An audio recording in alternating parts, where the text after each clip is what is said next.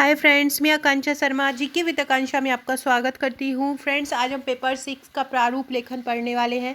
तो हम जहाँ से स्टार्ट कर रहे हैं, जो हमारा प्रारूप लेखन का आपको नोट्स मिलेगा मेंस के फाइल के साथ, तो उसमें प्रारूप लेखन में क्या क्या है, इंट्रो हम कहाँ से देंगे, तो वो हम स्टार्ट करेंगे। आज हम प्रारूप लेखन की परिभाषा पढ़ेंगे और शासकीय और अर्धशासकीय पत्र में अंतर पढ़ेंगे। ये मेरे मेंस के जो प्रारूप लेखन की बुकलेट आपको मिलेगी उसका एक डेमो है।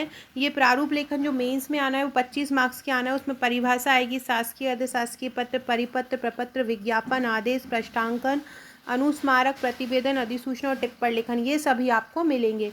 तो आज हम चलिए स्टार्ट करते हैं प्रारूप लेखन के बारे में। तो प्रारूप क्या होता है? किसी विषय पर अधिकारी के आदेश, सूचना आदि पर प्रारूप तैयार करना प्रारूप लेखन कहलाता है। मतलब उसको कच्चा मसौदा बोलते हैं। कोई हमको एक लेटर भेजना है, तो लेटर भेजने से पहले हम एक उसका कच्चा मसौदा तैयार कर लेते हैं कि ये लिखना है, मेन चीज़ें क्या क्या लिखना है। तो एक वो कच्चा मसौदा जो होता है वो प्रारूप कहलाता है। जब संबंधित अधिकारी उस प्रारूप पर हस्ताक्षर कर देता है तब वह प्रारूप अंतिम रूप से क्या होता है, स्वीकृत हो जाता है। इस तरह के प्रारूप लेखन का उद्देश्य क्या होता है? प्रारूप लेखन का उद्देश्य होता है कि सरकारी कार्य में तेजी आए तथा कार्यालय आदि को कार्यक्षम बनाना। अब है प्रारूप लेखन जो होता है उसमें किन किन बिंदुओं पर ध्यान देना आवश्यक है या उनकी विशेषता किस प्रकार होना चाहिए। तो पहला है कि विषय, जो सबसे पहले जो विषय होता है वो सरल भाषा में होना चाहिए और सटीक लिखा होना चाहिए, पर जिससे ऐसा होना चाहिए कि पढ़ने वाला तुरंत समझ जाए। विषय कभी भी कठिन शब्दों से युक्त और घुमावदार ना हो। दूसरा है निर्देश। प्रारूप लेखन में हमेशा यह ध्यान रखना चाहिए कि इस पत्र में विषय से क्या कोई संबंध है, कि आप जो विषय जो लिख रहे हो वो विषय से ही ताल्लुक़ रखता हो, तो प्रारूप में उसका वर्णन करना चाहिए। प्रारूप का विभाजन 3 चरणों में होना चाहिए। सबसे पहले प्रारंभ, फिर मध्य और फिर अंत। इस प्रकार से 3 भागों में इसका विभाजन होना चाहिए। क्रम संख्या। प्रारूप यदि कई पैराग्राफ का हो तो प्रथम पैरा के बाद क्रम संख्या 2, 3, 4 आदि पैरा के अनुसार लिख देना चाहिए। भाषा कैसी होना चाहिए? भाषा सरल, औपचारिक, अनौपचारिक और शब्दावली युक्त होना चाहिए। भाषा कैसी होना चाहिए? सरल, औपचारिक, अनौपचारिक, शब्दावली होना चाहिए। वाक्य जो है छोटे होना चाहिए। वचन लिंग पर विशेष ध्यान देना चाहिए तथा ऐसा सोचना चाहिए कि एक शब्द के एक ही अर्थ निकलें। प्रारूप में यदि किसी अधिकारी का विशेष वाक्य या कथन हो तो वहाँ दोहरे उद्धरण चिन्ह का प्रयोग करना चाहिए। प्रतिलिपियों में क्या लिखेंगे? यदि एक से अधिक लोगों के पास पत्र को भेजना पड़े तो जिन जिन को प्रतिलिपि भेजनी हो उनका नाम और पदनाम लिख देना चाहिए। संलग्न पत्र, अगर कोई प्रारूप के कोई भी लेटर है उसके साथ हमें कुछ जोड़ना हो, कुछ कॉपी भेजना हो किसी की आदेश के साथ, तो क्या करते हैं उसमें संलग्न अगर कुछ है तो नीचे संलग्न करके जो भी आप उस पत्र के साथ ऐड कर रहे हैं वो अंत में लिख देना चाहिए। अब आपसे पूछे शासकीय पत्रों के गुण क्या होते हैं। शासकीय पत्रों के गुण पूछ रहे हैं। फ्रेंड्स, ये हम एम सीरीज़ कर रहे हैं। एम सीरीज़ मतलब मेंस, इसमें मैंने शेड्यूल बता दिया था। इसमें हम पेपर फर्स्ट से लेके पेपर 6 तक पढ़ाई करेंगे। ऐसे मेरे चैनल पे एम सीरीज़, पी सीरीज़ और एक MP GK की सीरीज़ चल रही है। तीनों ही बहुत इंपॉर्टेंट है। तीनों में मैं डिटेल स्टडी आपको करवा रही हूँ। MPPSC प्रीलिम्स के लिए MPPSC प्री की सीरीज़ है, बहुत इंपॉर्टेंट है। इसी तरह मेंस के लिए और MP GK के लिए ज़रूर फॉलो कीजिएगा। डिस्क्रिप्शन बॉक्स में व्हाट्सअप और टेलीग्राम ग्रुप का लिंक मिला है, वो जुड़ जाइएगा।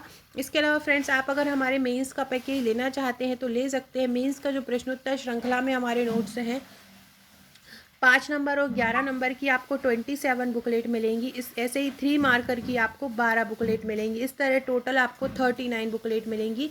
अगर आप प्रीवियस ईयर्स के पेपर लेना चाहते हैं साथ में हैंड रिटन, तो आपको 8 बुकलेट वो मिलेंगी। ऐसे टोटल मेंस की आपको 47 बुकलेट मिलेंगी। और ऐसे ही प्री का पैकेज लेना चाहते हैं तो प्री की 12 बुकलेट मिलेंगी, यूनिट वाइज मिलेंगी, जिसमें आपको यूनिट 8 की 2 बुकलेट मिलेंगी, जिसमें एक खेल कूद की और एक करंट की रहेगी।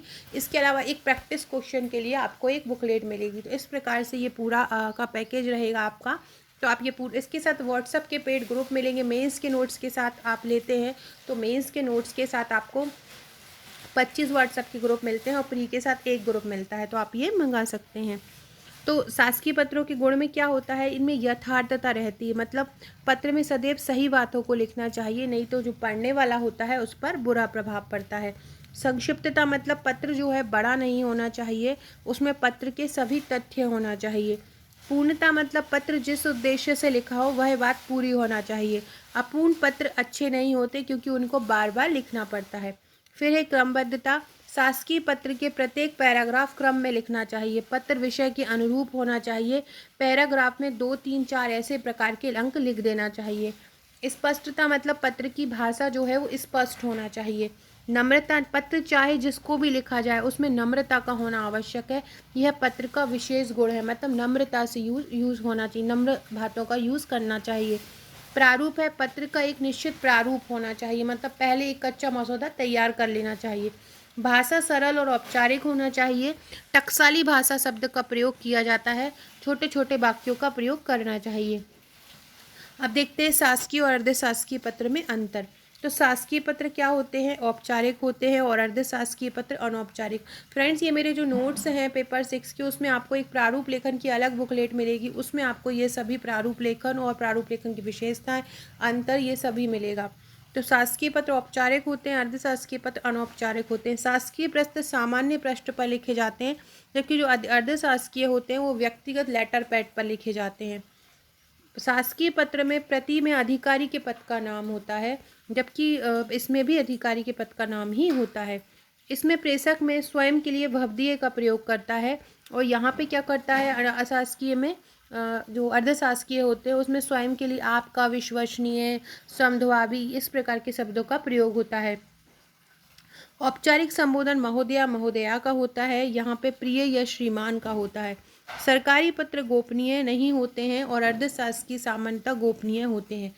शासकीय पत्र में क्षमा प्रार्थी शब्दों का प्रयोग नहीं होता है, जबकि अर्धशासकीय में हो जाता है। शासकीय पत्र में विषय वस्तु का प्रारंभ यह सूचित किया जाता है जैसे वाक्यों से होता है, और इसमें वस्तु का प्रारंभ ये अर्धशासकीय में यह कहते हुए होता है कि मुझे यह बताते हुए हर्ष हो रहा है।